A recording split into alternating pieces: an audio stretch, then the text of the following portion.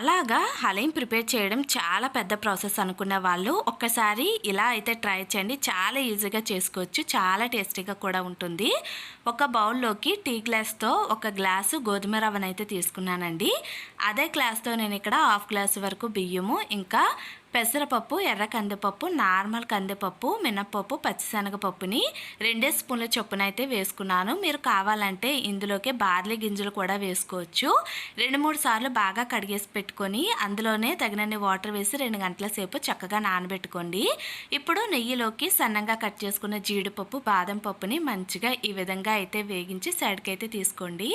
ఇప్పుడు ఆయిల్లోని సన్నంగా కట్ చేసుకున్న ఆనియన్స్ని ఇలా వేసుకొని ఆనియన్స్ చక్కగా గోల్డెన్ బ్రౌన్ కలర్ వచ్చేంత వరకు మంచిగా ఇలా వేగించి ఒక ప్లేట్లోకి తీసి సైడ్కి పెట్టుకోవాలి.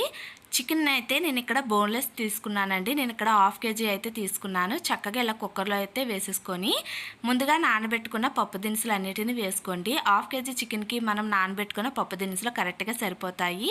సో ఇందులోకే సన్నంగా కట్ చేసుకున్న కొత్తిమీర, పుదీనా, అలాగే అల్లం వెల్లుల్లి పేస్టు, పచ్చిమిర్చి, తగినంత ఉప్పు, కారము, ధనియాల పొడి, జీలకర్ర పొడి, గరం మసాలా, ఇంకా బిర్యానీ స్పైసెస్ అన్నిటిని వేసుకొని తగినన్ని వాటర్ని అయితే వేసేసుకొని చక్కగా మూత పెట్టి 5-6 విజిల్లు వచ్చేంత వరకు మంచిగా ఉడికించేసుకోండి.